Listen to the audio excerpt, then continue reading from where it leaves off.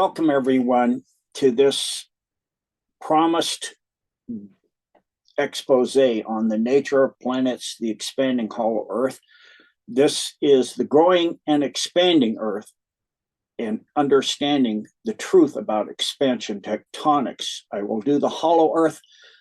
I've done both of these before. I have new information and new diagram in this one, quite a bit of new write-up and information that ties into genedecode.org on deep dives, the videos, and then there were floods explaining these great catastrophic floods, and this ties into that. So this will be live streamed for everyone as a gift to the world.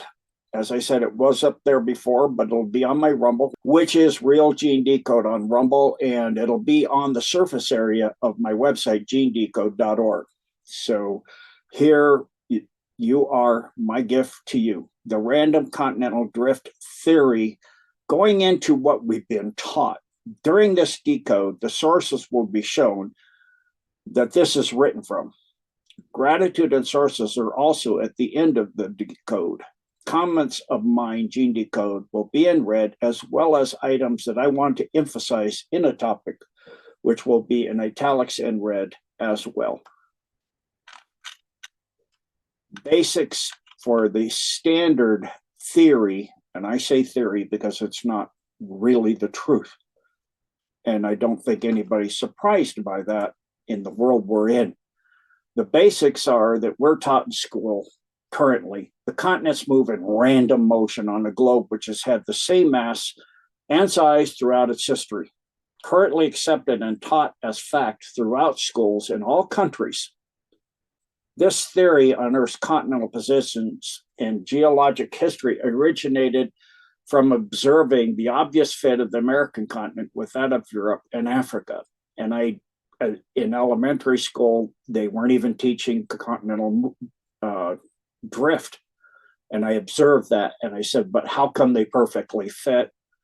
And the rocks, the oldest rocks on any land surface are in two areas, one on the edge of South America that juts out into the Atlantic Ocean, that expanse of land, and the other one where that tucks into in Africa. They're the same rock. That's why they were part of the same, all one single piece. So if you I'll go into explaining that comment here shortly. So those are the basics that we've all heard in school, that the continents are just drifting around randomly. We've all noticed, like I did in elementary school, they weren't even teaching continental drift. And we all noticed that Europe and Africa fit into the east coast of the Americas. And when I questioned teachers, they said, I don't know. And I later learned in geology, the oldest rocks on Earth are on that tip of South America that fits into Africa, and they're right there on Africa too, the oldest rocks on Earth's surface in the billions and billions of years old. And the teachers couldn't explain that. And so this is actually the correct truth to continental movement and the expansion of the Earth that is causing the continental movement. So the expanding Earth introduction. The pioneers of the continental drift theory believed in continental expansion where the continents all fit together. The American continent to Europe and Africa, but also Asia, Antarctica, and Australia to the west coast of the Americas. Part of their analysis also had this fit on a smaller globe, where Earth was 52% of its current size. Continental fit is 99% complete on a globe 52% of Earth's current size. The expansion of Earth's size would change the shape of the continents, an orange peel effect. Computer modeling compensating for the change yields a 99% fit. Earth expansion continental drift theory pioneers are Robert Mantovani, who published a theory, Earth expansion and continental drift, in 1889 and 1909. Mantovani believed a closed continent once covered a smaller Earth's surface. Lindemann in 1927 In the 1930s, Christopher Otto Hilgenberg, and one of my primary focuses for this entire document is Professor Sam Warren Carey, who was an emeritus professor of geology at the University of Tasmania in the 1950s to late 1990s. Additionally, John Kosiar, 1980s, Klaus Vogel, 1980 to 1990s, and my other main focus here for this write-up is Dr. James Maxlow, Curtin University, Sydney, Australia, 1990 to present. So as I said, the two scientists that you see with the asterisks and bolded are the bulk of this document comes from. Continental expansion theory was discarded for two reasons. The complete continental fit is not readily apparent due to the Pacific Ocean's vast size, and there was no known mechanism that allowed for Earth's growth. So if you look at the Earth in the standard projection that we see in schools on the globe, if you center the Pacific Ocean, you can barely see the shores of Asia or the Western America coast of Americas. So it's not obvious the fit. Plus, you have to move Antarctica and Australia up into the Pacific Basin to complete the fit. And of course, most people don't know the shape of Antarctica. They haven't looked at the old maps like the various ones I've shown on other decodes, Perry-Reese map being one of the primary ones. The Wegener bombshell of gross continental separation promptly triggered the concept of Earth's expansion as an alternative to drift. But books in German by Lindemann, 1927, Vogelpohl, 1930, Hilgenberg, 1933, and Kindle, 1940, got little attention in the English literature. A second wave by Egyed, 1956, Carey, 1958, Heezen, 1959, Barnett, 1962, Brodsky, 1962, Neyman, 1962, big year, Creer, 1965, Durnley, 1965, Jordan, 1966, Steiner, 1967, and Messervey, 1969, ran against the orthodox tide, which in geology is lethal to the theory being put forth, and often the career of the persons or persons doing so. So the 60s, 1960s, you can see were pivotal in understanding this, and a lot of people were looking that the current random drift theory has huge holes in it, literally. Discovery that pan-global ocean rifts had paleomagnetic growth zones, along with the confirmation of this by JOIDS, which stands for Joint Oceanographic Institutions for Deep Earth Sampling. You can see it at this link at this website right there, that all ocean floors are post-Paleozoic, fit equally displacement or expansion models. And I'll go more into how all ocean floors are post-Paleozoic, because that's very important to understanding the expansion, the correct expansion rate, and as well as that it's not, as Maxlow said, a consistent expansion. There's sudden growth periods, extremely sudden. So continuing, the plate model combines ocean floor growth with axioms that orogenesis, which means mountain growth, implies that crustal shortening, that trenches are underthrust and their Earth's radius is constant. All three of these axioms are invalid. The plate theory has fatal errors. Africa and Antarctica are ringed by expanding rifts, and each should have post-Paleozoic subduction zones to swallow more than 3,000 kilometers of crust, but these do not exist. The dilemma could be sidestepped by fixing one continent to its mantle below, but escape is impossible with two such continents. The Permian equator now lies 37 degrees north of the equator in North America, 40 degrees north in Europe, and 17 degrees north in Siberia.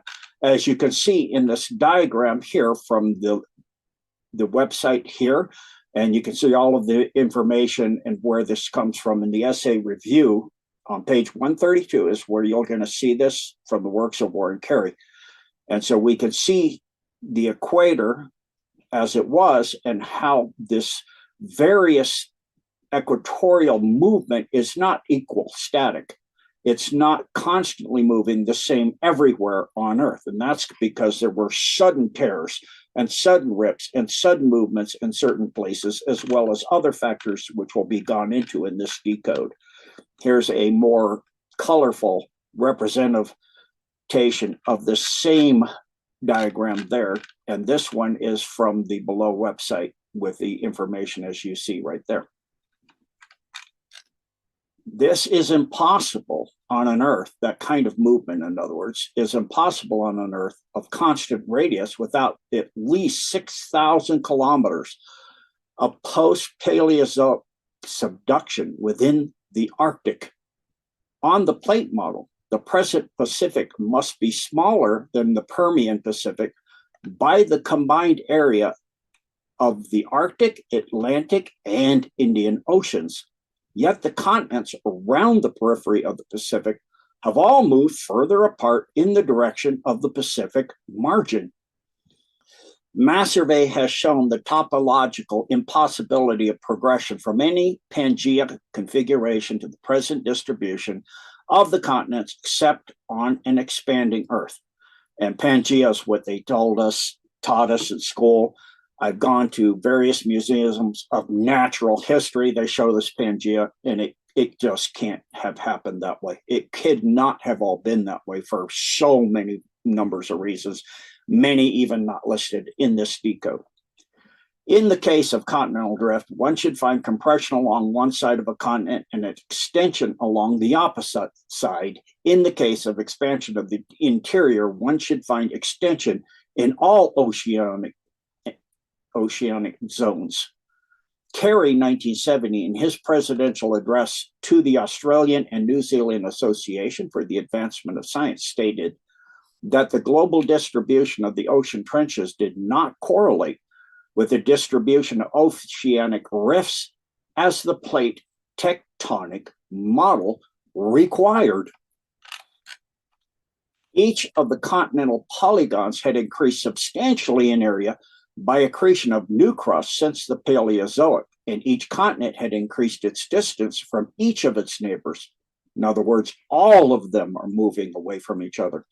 This universal dispersion was greatest from a point near the Scotia Sea and least from East Siberia, as one would expect, since this is the location of the Earth's poles for the earlier Mesozoic. In other words, the Earth was spinning about that area. Those are the poles from that point to the opposite end of the Earth. And so the expansion would be going on that different orbital spinning position. Trenches are extensional zones analogous to the rifts at the head of landslides or to the bergtrend of a glacier or the semicircular arc of Grabens and Horst, which framed the Gulf of Mexico. Honduras and the Yucatan departed from there. If the continental outlines were fit together on a smaller Earth, they should not fit precisely on the present Earth, and vice versa. This is indeed true. And it is this very misfit which increased in magnitude as the size of the assembly increased and is further proof of an expanding Earth. As a spinning planet increases in mass, its angular velocity decreases. If you need to understand that fully, please go to this website you see listed right there. How does mass affect angular velocity? It's a law of physics. Thus, the length of the day increases. Yearly coral growth samples that span over millions of years does reflect this change in the length of the day. This is demonstrated in the coral growth samples because the size of the Earth has increased with and due to its increasing mass. Coral growth patterns, fossil sample records, and cores show that the length of the day at the end of the Paleozoic was 18 hours total. Additionally, the coral growth patterns show that this has been steadily increasing at a constant rate to that which we now have. And, they're saying this because they're realize this is coral growth patterns. But there's periods in the great floods and after, and in certain catastrophic events where there is no coral growth. So you're going to miss the sudden changes due to that. However, the length of the year does not change, since the orbital velocity of an object is not dependent on its mass, but on its distance from which it is orbiting the mass of the object it is orbiting. In other words, the length of the year as the Earth goes around the sun has not changed, because mass does not change, that distance changes that. To understand that, applications of circular motion and gravitation versus impact of mass on orbital speed at that website you see there. This means that at the end of the Paleozoic, the year was 487 days long approximately. The Earth still took the same amount of hours to go around the sun, but a day was shorter, so there were more days in the year. So the amount of time to go around the sun is the same, but because the day is shorter, the Earth has more days as it goes around in the same amount of hours, but those hours are in more days. It is now known that all the floors of all the oceans have been formed since the Paleozoic. So it is assumed that equivalent other ocean areas have been consumed. Maxwell's demon is needed at the helm to ensure so. A clean sweep that no remnant of old ocean remained anywhere. And you're going to understand that as we go further. Oceans such as the Arctic, Atlantic, and Indian date only from the Mesozoic and have doubled their area since the Eocene. The Pacific, too, was a fraction of its present size before the Mesozoic. In Carey's doctoral paper, he states that the expansion is increasing, possibly even exponentially. He hypothesizes that the universal gravitation constant has been decreasing in pulses. This erroneous conclusion was due to Carey not knowing the factors that are causing the Earth's expansion as well as the expansion rate increase. Thus, it was impossible for him to add those to his calculations and thereby his conclusions. So the universal gravitational constant, in other words, constant of gravity throughout the entire universe, has not been changing at all. And so I'm going to go into what Carey did not know to be able to add into his calculations and to come up with the correct conclusions instead of having gravitational constant changes. Carey and the other proponents of Earth expansion could not ascertain a force to explain why the Earth has been able to expand, so they conceptualized. They assumed either an inner unknown force was at work or the universal gravitational constant is changing. While it has now been shown that neither of these are true, as previously stated. Carey nor any of the other proponents of the Earth expansion model would have known at that time. Until the end of the Paleozoic, which is when the expansion of the Earth's size began, mass had been increasing throughout Earth's history, but size had remained relatively constant. A note on this was increasing the density. This was increasing the density, in other words, and pressures within Earth's strata, and created a spring-loaded stress situation. Carey stated that he had concluded that a gravitational constant decrease pulse caused sudden expansion to start. He believes they are ongoing, and I've spoken to that, and I'll cover the reasons of what is really the driving factors, two of them primarily, for the mass increasing of the Earth. It was for this reason the Earth expansion theory was discarded, as the science community would not and could not believe this to be true without any evidence whatsoever. In actuality, the initial rip or break in the crustal surface of the Earth has been removed from general history teachings and has been hidden. And I go into that in the decodes on unscripted, and then there were floods, and I'll speak to that more in this decode as well. The event that caused the break in the solid crustal structure of Earth's surface was the Great Catastrophe that tore the crustal shell of the Earth into pieces. And we'll go into that in the third mass extinction event in that section below. Once the crust was broken, the Earth's spin was now able to cause expansion to begin at a much accelerated rate as observed from that time on. And remember, it's spring loaded, as we said. So the first expansion is going to be extremely sudden because it has all of the stress and increase in mass, but no increase in size. And it's getting more and more stress and density pressures within Earth's strata, as it said here at the top paragraph. Even today, the causes are hidden, as it would mean a drastic change in not just the scientific community's view on Earth's history, but that of humanity's understanding of Earth's history as well. It would also cause a complete change in all areas of social, economic, and technology sectors of the entire world. So you can see why they've hidden it. There are two factors that cause Earth's global expansion, as well as the ongoing rate expansion. Both cause Earth's mass to increase. These two factors are, firstly, accretion of material from space. Every day, 48.5 or 48.5 tons of material fall onto the Earth from space. And you can see how many in this website, how many meteorites hit the Earth every day at this link. Secondly, plants actually accrete material through cold fusion as the primary mechanism of growth. And I've spoken to this many, many times. They bring up materials from the Earth, but then they create them through cold fusion. And many scientists have gotten proof of this, and a couple have gotten Nobel Prizes. The link below is to an energy summit that is on cold fusion. The summit hosted by the company ICF24 has working devices for cold fusion. And I found this through the work of Mike Adams, thank you, also known as Health Ranger, Mike Adams, who made a phenomenal presentation and complete expose on the impact of cold fusion, or what is known more appropriately as low energy nuclear reactions, or LENR.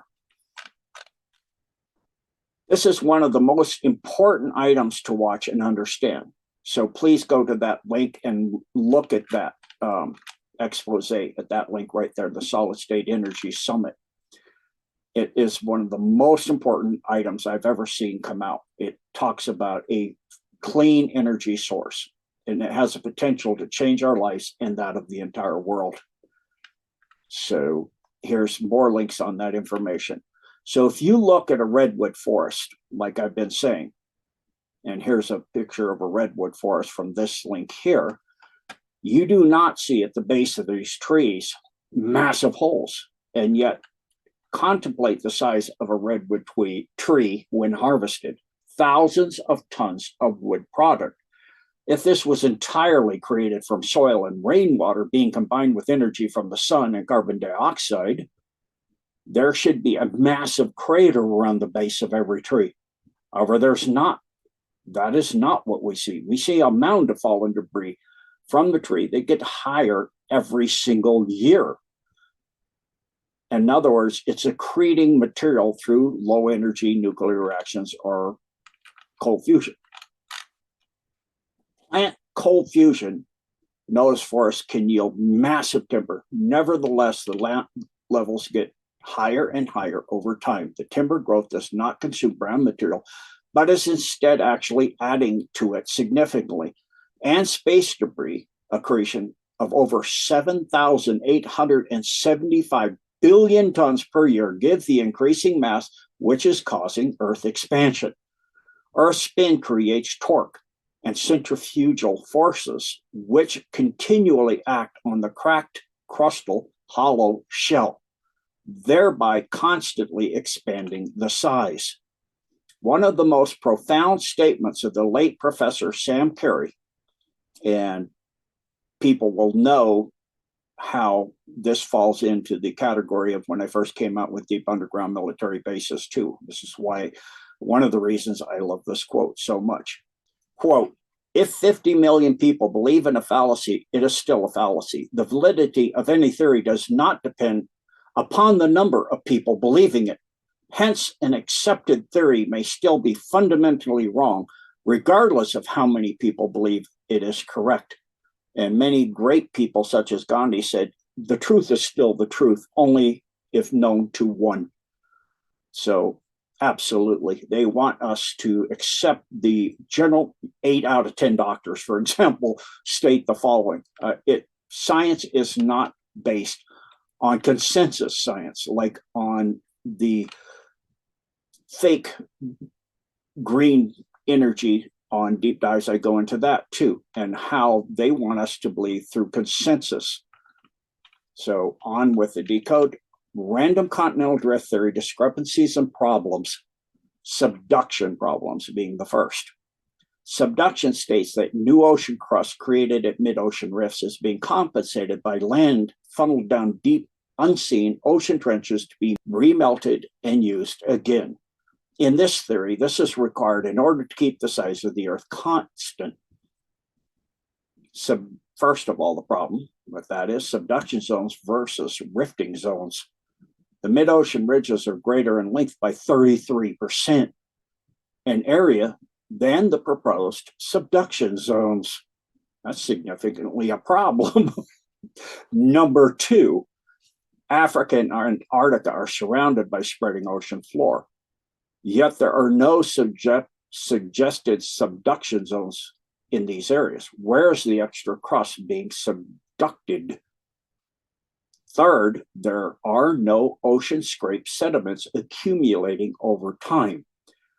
If subduction areas exist, there must be oceanic crust scraped off by overlaying rock visible at the subduction zones. Yet all subduction zones, suggested and known, and oceanic floors are free of oceanic slab irregularities, demonstrating spreading without subduction. And this would be like if you push on the skin of your hand, like two plates coming together with your fingers on the back of your hand, you'll see your skin piling up. Well, if the continent is the ocean floor slamming underneath the continents, why is there not debris from the ocean floor rubbing up into the continent above it? We don't see that anywhere on Earth. That's another huge problem. Fourth, subduction violates physics density laws. It is impossible for a lighter crust to be thrust down into a denser mantle. The mantle of rock underneath is much, much denser. In other words, try to push a ball down in a bathtub, you'll understand that. A lighter material or a less dense material into a more dense material. Next problem, moon tidal force problems. First off, Earth's current tidal forces cause the moon to drift away from the Earth at a slow, constant rate, which, applied over time, means the moon could not be orbiting Earth more than 2.5 billion years ago. And hereafter, billion years ago will be abbreviated BYA. Slater, 1963, noted that current lunar tidal forces could only be 1.4 to 2.3 billion years old. Prior to this time, the moon would have to have been too close to the Earth to withstand the tidal forces. We know the moon is at least 4 billion years old, which means the moon's tidal forces are far greater today than in the past. Paleontological evidence also confirms the expansion of the lunar orbit was significantly smaller in the past than it is today. This disparity is also due to how long the moon has orbited the Earth, which does predate the crustal tearing, but the moon has not been orbiting the Earth since the beginning of the time the Earth has been in its current orbit. This will be covered in later decodes, and Credo Mutwal goes into this in his interview with David Icke, and that can be found on YouTube. Number two, with moon tidal force problems, geological evidence in rock strata shows that ocean tides caused by the moon were 60% less 250 million years ago. And from now on, million years ago will be abbreviated MYA. Next, the dinosaur problem. Dinosaur size problem. Dinosaurs could not have existed in Earth's current gravitational field. The gigantic dinosaur fossils found calculate to body masses that would crush bones to powder and make it impossible for any muscle structure to propel their bodies over solid land. Additionally, dinosaurs like the Brachiosaurus, which was 85 feet long, weighed up to 80 tons, and had a neck up to 30 feet long, extinct 144 million years ago, could not have gotten blood to their brains, even if the heart was the size of the entire body. And a lot of scientists will say that they stood in water up to their neck. That doesn't hold, because you look at large animals that walk on the surface of the earth, they have big flat feet, like the Brachiosaurus, like an elephant, like a rhinoceros. But you look at animals that are in the water all the time, they have web feet. Even polar bears have some web because they have so much time in the water. And like ducks and all of those things have web feet. So an ancient Earth with less mass and thereby less gravity solves all these problems.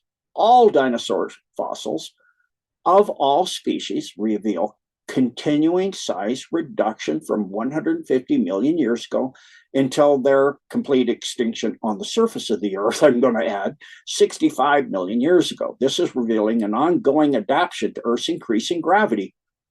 Fossils of all species, plants, and animals show this trend, this exact same trend as well. So all of this is backing this situation up. There's a Brachiosaurus, kind of compared to the size of us today and a car. And you see the problem here. And this is taken from the below website, Britannica. Next problem is massive ancient life problem. So this tucks into the dinosaur problem, but continuing.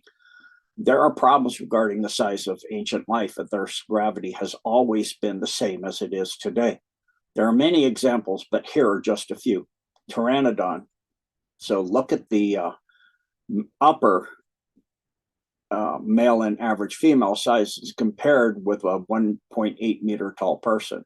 So here's a large male and the female, and that creature can't fly very well today. The Earth's gravity has made that difficult, the increase in gravity. With wingspans up to 30 feet long, we know how difficult it is to keep a craft up that has that kind of a wingspan. There's a bird called Argentavis magnificens. It's been extinct since 8 million years ago. They call it the thunderbird. This bird, which weighed over 240 pounds and had a 26-foot wingspan, could not fly with today's gravity and air density. In other words, a greater gravity, well, the air is more dense. More gravity pushing the air of the Earth down makes it denser. Both of these wing creatures, the Pteranodon previously shown and this bird, would be incapable of flight today. Flightless birds such as the ostrich and penguin do not have significant wings. But even more exemplary of this issue is the Magna era dragonfly, shown below. The wingspan on this dragonfly, those are gossamer wings. That would shred. They have a 25-inch gossamer wing that would shred if used in the denser air and gravity of our era. Then comes the insect problem. So you can see this Anthropolaria centipede that's been extinct 300 million years ago, and they don't have lungs to pull air through. They have tubules that, with the air being dense, can't make it through the length of that body. That body is 8.5 feet long. The exoskeletons of insects are incapable of inhaling air into their bodies. So gravity and air density limit size. Like all the sci-fi movies that show giant insects, that can't happen because they can't get air through those just tunnels going through their body, essentially, and the air's too dense now to get that big. The time problem. Current drift theory only accounts for 4% of Earth's geologic history. What happened during all the other time before that? Fit problems. Continents must be fragmented to fit together to their current positions. Continents moved at dissimilar speeds, often against the torque and centrifugal forces caused by Earth spin. That's not possible. India moved 30% of the globe, while the Americas have had virtually no movement whatsoever. Also true of Asia in relation to Africa. And there's the problem. You can, as previously stated, anchor, okay, we anchor the American continents, but then Asia's not moving in relation to Africa. Now you've got a problem. There are many gaps and missing land masses when fitting continents together if the Earth has always been the same size. So how do we fix this all? Very simple. Expansion tectonics. An in-depth analysis. Expansion tectonics is defined as a study of the structure and movements of the Earth's crust due to an increase in radius and mass of the Earth. The originators of Earth expansion continental movement theory are Robert Mantovani. So I'm listing them here in order so you can see it again.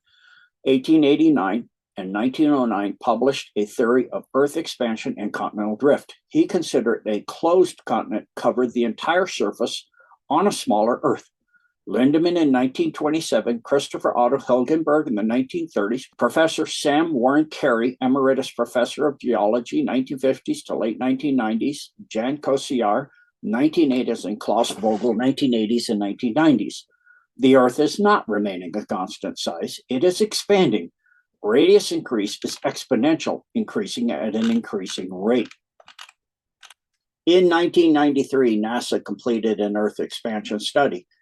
Expansion rate was measured over a 17-year period using space geodetic data recorded at 660 stations distributed globally, including global positioning system data, very long baseline interferometry, satellite laser ranging stations, and stations for Doppler orbitography and radio positioning integrated by satellite. Calculations showed the current expansion rate at 18 plus or minus 0.04 millimeters per year and gradually increasing by 0.21 plus or minus 0.02 millimeters per year. Current expansion rate is 22 millimeters per year. Not only is the Earth expanding, its mass is growing. By Planck cold fusion and accretion of material from space, increasing Earth's mass about 7,875 billion tons per year. These two factors have increased Earth's mass and therefore its gravity by 48% in the last 250 million years. The previous expansion rate was about 100 microns per year, which is about the thickness of a human hair, for the first 75% of Earth's history. The increase in expansion rate was due to the ripping apart of the Earth's crust. And as I said, that'll be covered in the Great Catastrophe under mass extinctions below. And another thing that people don't understand, why would the accretion rate get greater? Because the Earth, as the gravity well of the Earth goes up, it brings in material faster. So the first 75% of the Earth's history, it's not increasing much. Plus, there wasn't as much plant life and as much debris because you don't have as big of gravity. The bigger the well, the faster things fall down it. And the more plant life you have, the faster the accretion from plants. Once the continents were ripped apart, they began to move more quickly as the acting forces, centrifugal and torque, due to Earth's spin, were able to cause expansion at a much greater rate. 4.5 billion years ago, the Earth was the size of the Moon. Its original size, 22% of its present radius. Current dating techniques for Earth's age rely on dating solid rock and cannot date molten magma. Prior to 4.5 billion years ago, the Earth was completely molten. Its state from 6.3 billion years to 4.4 billion years ago, when the first solid rock began to form. And as I mentioned, that's on the coast, two places, South America and Africa, where they touched. Earth's solid crust was completely formed by 4 billion years ago. So this model shows how Earth looked 4 billion years ago when it was 22% of its current size, from the link below. Removing the oceans based on age gathered by core dating and concurrently not mandating the size to remain constant yields a continental fit of 99%. The remaining missing 1% landmass is due to the flattening of the continents as the Earth expanded and the land that now lies inside the hollow Earth. Parts of the continents of Atlantis, parts of Polaria, a major part of Polaria is Greenland, and other smaller islands moved inside the hollow Earth during the Great Expansion known as the Great Catastrophe. Antarctica is what is left of the major parts of Atlantis and Lemuria. The unique fit together of continents demonstrates that expansion tectonics is a precise process. Modeling oceanic and continental crust on a reduced radius Earth not only removes the need to arbitrarily fragment continents to maintain a constant Earth radius, it also removes the need to dispose of excess oceanic crust by subduction. Both of these are done in the current random continental drift theory. And again, for me, random, God doesn't do random. Everything is organized by the laws of God, which are the laws of physics and the laws for life. And I talk about those in different decodes as well in interviews. Mountain ranges are caused by the Earth's crust flattening in as it expands. So if you watch your hand as you open and close and the surface go around to flatten, you can see that. And also on the diagram as on the next page. Additionally, mountain ranges are caused by hydraulic mantle current pressures. In other words, the currents within the mantle of the liquid rock and the mantle around the Earth. Mountain range size is determined by the amount of magma available for flanging.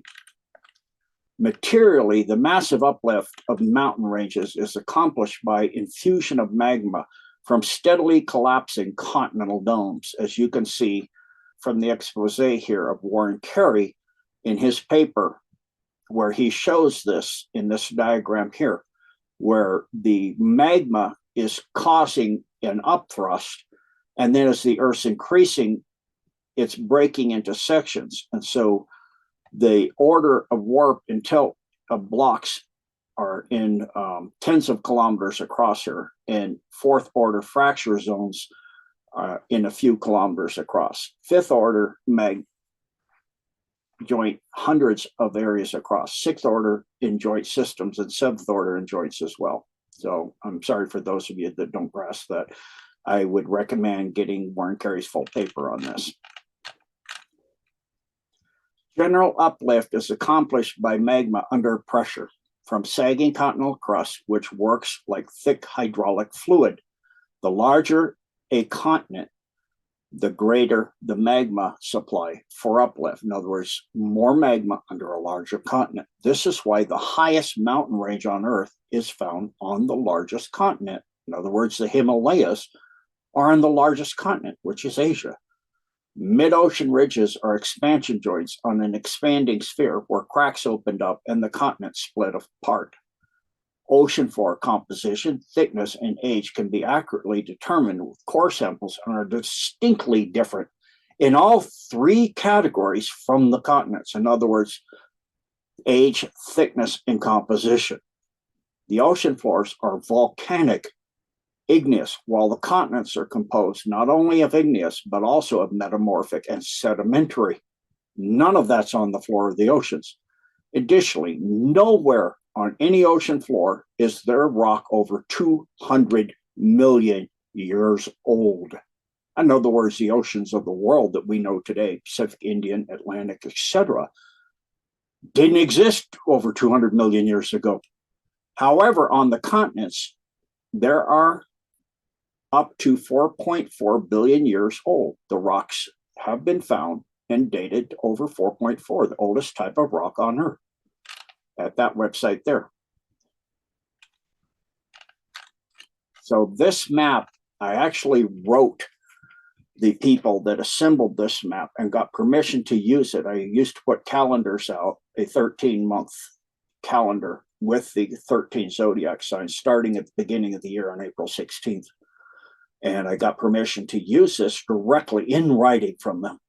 And you can see here, based on the scale below in millions of years, where the oldest you would see is the kind of from blue to this kind of magenta or dark purple.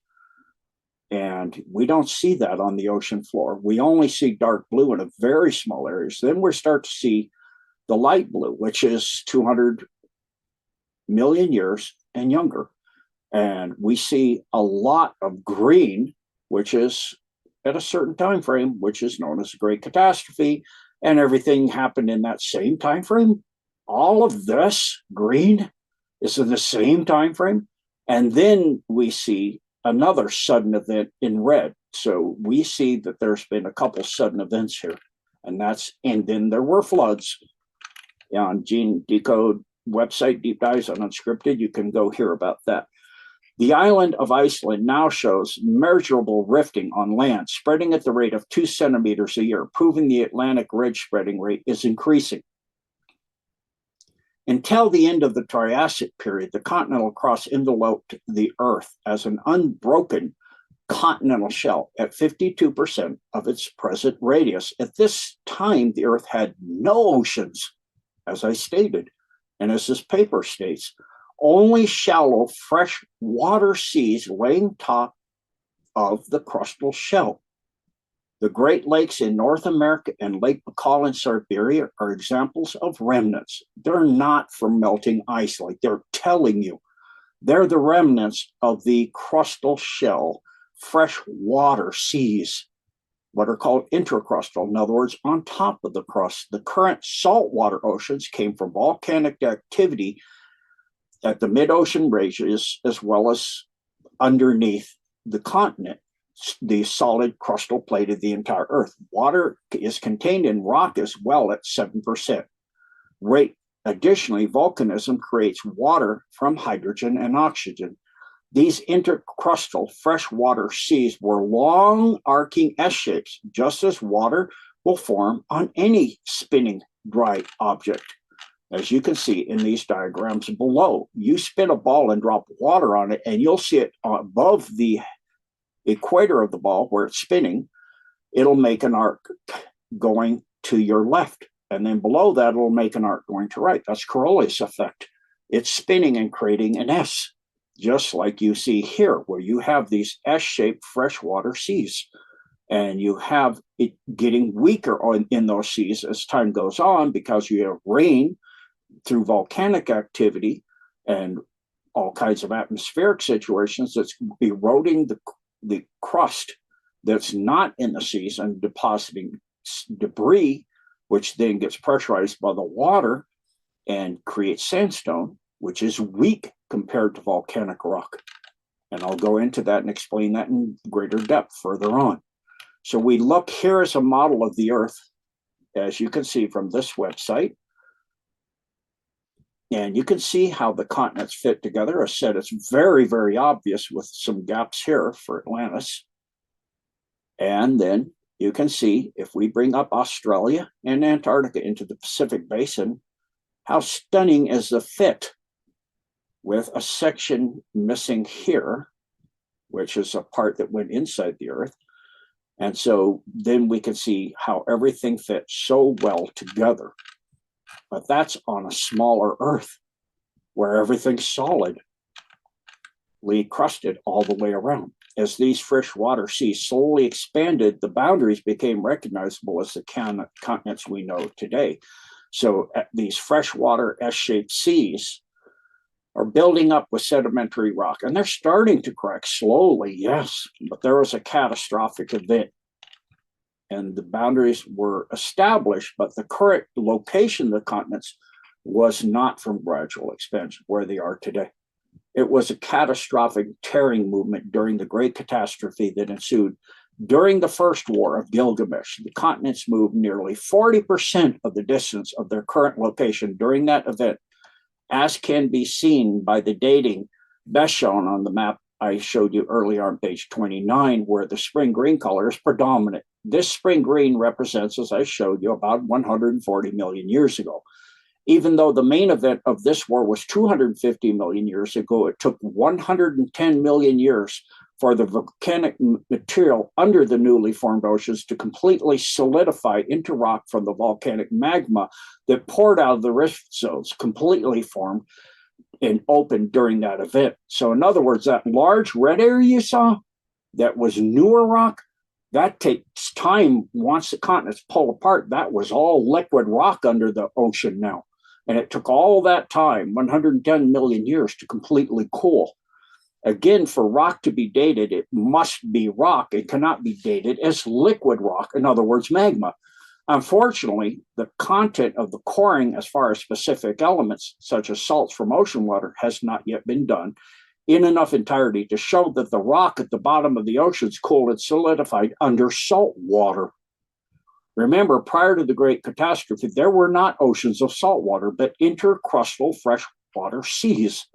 The middle globe on the next page shows how the Earth looked at the end of this event, when the rock had all cooled and solidified, and the oceans were now completely separating all of the continents, as you see here. So this is how they were once that rip had finished and cooled, and then it continued to slowly rip apart more quickly. So this is where the rip had completely happened. Let me clarify what I'm saying. I think I kind of somewhat didn't make it clear. The rip, when the continents had come apart, was here, but the continents were suddenly still moving quickly, and so magma's pouring out. This is when the rip was done, but the continents are still moving really fast apart. And so from the mid-Pacific, mid-Atlantic, mid-Indian Ocean ridges, vast material is pouring out underneath the saltwater seas.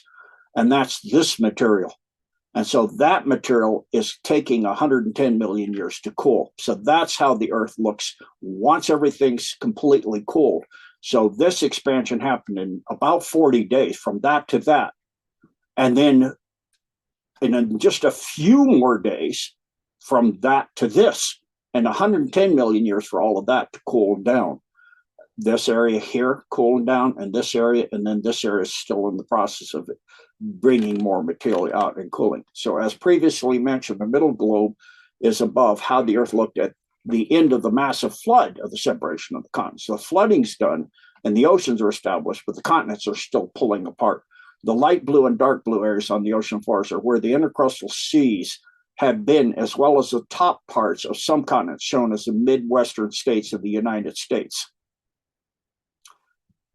The left globe, this one, is where it is mentioned that boundaries had been established by the weakening of the intercrustal freshwater seas. So you can see the S shapes there that I previously mentioned.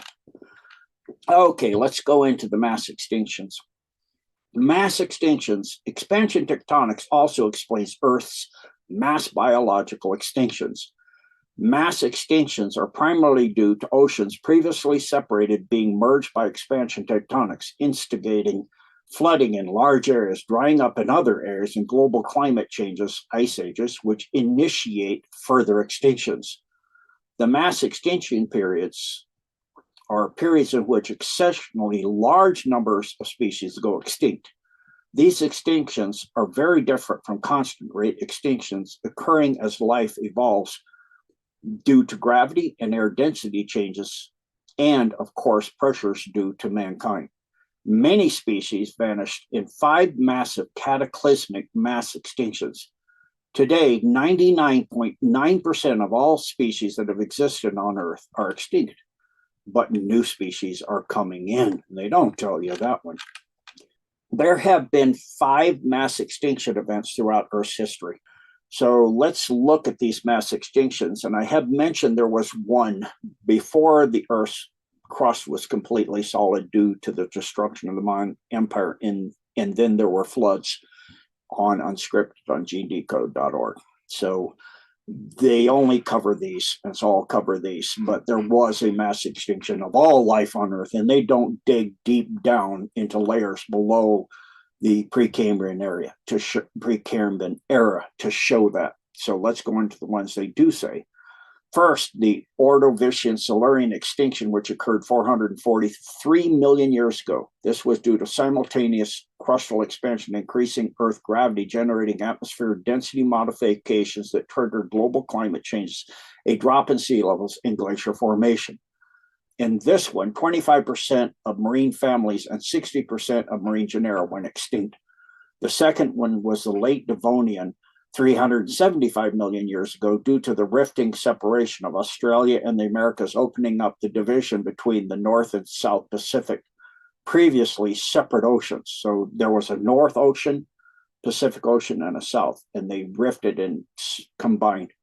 This caused a mass extinction, severely affected warm water species, 22% of marine families and 57% of marine genera went extinct. 375 million years ago, in the late Devonian period, the environment that had clearly nurtured reefs for at least 13 million years turned hostile, and the world plunged into the second mass extinction. So again, the core sampling from coral reefs isn't going to show that whole time frame because their growth severely affected for 13 million years. This event was triggered by the solar system's pass through the photon belt. It passes, and that's 3 passes ago. Each half cycle of the rotation of the Milky Way, we rotate around the Milky Way every complete circle every 250 million years. But every half rotation, we pass through the photon belt, which is every 125 million years. We're on the edge of the next event. And this happens every half rotation of the solar system around Milky Way central sun, which, as I've said before, all falling galaxies have their sun inside a black hole. So the rotational half cycle is 125 million years, but currently scientific information varies the various links to research that. So this diagram is from this website you see listed below, and you can see our solar system and our sun, and we're actually right about getting to the edge of passing through what is known as the Great Awakening. And you have many different constellations shown in this diagram. The third great extinction, the Permian Triassic extinction, starting 250 million years ago, again initiated by the next passing through the photon belt, was Earth's worst mass extinction. That was 95% of all species, 53% of marine families, 84% of marine genera, and about 70% of all land species, plants, insects, and vertebrate animals. This was caused by Antarctica, now known part as Lemuria, being pulled away from South America and Africa in tandem, thereby merging all the oceans, the Pacific, the Atlantic, and the Indian entirely. The initial complete ripping apart of the Earth's crust, known as the Great Catastrophe, which caused the first great flood and the merging of all of the world's oceans. So I mentioned a previous great flood that they don't talk about because it's way before the pre came in 4.4 billion years ago. So this is the first great flood in where humans and life as we know it today were here. So as aforementioned, and caused the following 3 ice ages, which caused further extinction. So reefs didn't appear for about 10 million years again. So another 10 million years with almost no reef building, a great hiatus of reef building. And that's the greatest one in all of Earth's history. So let's talk about the Great Catastrophe. We keep alluding to it. Let's go into it. The Great Catastrophe. There was a DEW, and you all know by now that means directed energy weapon, particle beam from the moon that ripped through the surface of the Earth's crust. This was the beginning of the ancient war between Atlantis and Lemuria. The Atlanteans destroyed Lemuria's capital city, Thule.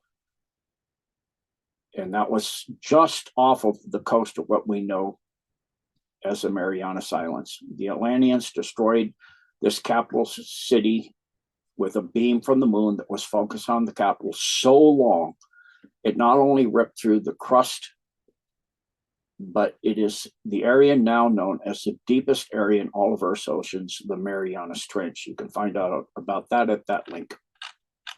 Lemuria struck back. The massive moon craters we see on this side of facing the Earth are not from asteroid impacts, but are retaliatory strikes with beam shots from Lemuria. Large asteroids inbound would either fall into Earth's gravity because it's a greater gravity or burn up in its atmosphere. It's almost impossible for the trajectory for large meteors to impact this side of the moon. It's virtually not possible. So that's the great catastrophe. The fourth great extinction, the end of the Triassic, 205 million years ago. Mass extinction is estimated to have claimed about half of all marine invertebrates, and around 80% of all land quadrupeds also went extinct. The fifth great extinction, the end of the Cretaceous, mass extinction 65 million years ago, is famously associated with the demise of the dinosaurs, and that's on the surface of the Earth. They still exist inside the Earth. Virtually no large land animals survived. Plants were also greatly affected, while tropical marine life was decimated. Global temperature was 6 to 14 degrees Celsius warmer than present, with sea levels over 300 meters higher than current levels. At this time, the oceans flooded up to 40% of the continents, known as the War of Gilgamesh. This is the next one. This even initiated the second great flood. Oceans rose 980 feet higher than current levels, flooding 40% of the continents. So there's the great mass extinctions. Significant advancements of expansion tectonics. Removing the oceans based on age gathered by core dating and concurrently not mandating Earth's size to remain constant yields a unique and total 99% total crustal fit. The missing 1% landmass is due to the land that moved inside the hollow Earth. Parts of the continent of Atlantis, Polaria, and other smaller islands shifted inside the hollow Earth during the Great Catastrophe, as previously mentioned. Antarctica is what is left of the major parts of Lemurian Atlantis, and Greenland is the major part of Polaria. A formula for change rate in Earth radius has been established. Radius has been increasing exponentially throughout time to its current rate of 22 millimeters per year. So here is a global tectonics expanding Earth model from the late Archean to the present era, and also 5 million years into the future. And it's from James Maxwell's work, as I previously stated, for his PhD. This is the work he did for his PhD thesis. On the website, you can obtain it there. So this is a phenomenal expansion. You can see based on time. So I didn't render this to a PDF, so you can see these live expansion videos, where you can see here, there's South America and Africa, the east coast of the Americas pulling away from Europe and Africa. So as I was saying earlier, if you look at this area right here, that's the oldest rock on Earth right there, that part that juts out from South America and touches into the part that tucks into near the equator of Africa. Models are animated now. The advantages, as previously stated here, significant advancements of expansion tectonics. One of those significant advancements is models are animated in 4 dimensions and show the increase in Earth's radius through all geological history. From the time the Earth had a solid crust 4.4 billion years ago. Additionally, all continental motion is in direct synchronization with torque and centrifugal forces resulting from Earth's spin. So here's again showing, now you can see from the Pacific advantage of the western coast of the Americas, with Antarctica and Australia moving out of the Pacific basin, and you see how they fit into Asia then. So I'll let you watch that a couple times. It's at this website here.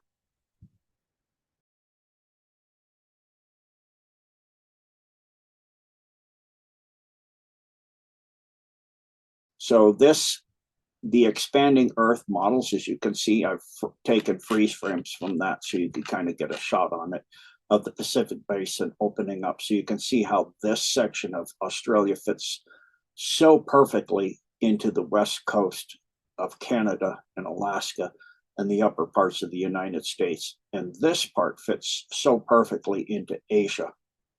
So it becomes quite obvious. And you can see parts of Antarctica connecting to Australia.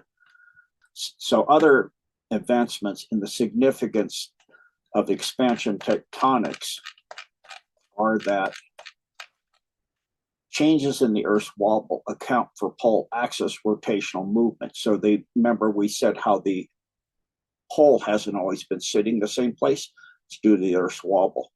And if you account for that, it accounts for the asymmetrical spreading of the Earth's oceans perfectly in that map and the chart we show with the different colors of the green and the yellow, as you saw at the beginning of the decode. Earth's poles have moved with polar wobble perfectly based on that. Since expansion is a function of forces due to spin, which is on the axis of rotation, then asymmetrical spreading occurs. Additionally, all models accurately locate ancient magnetic poles.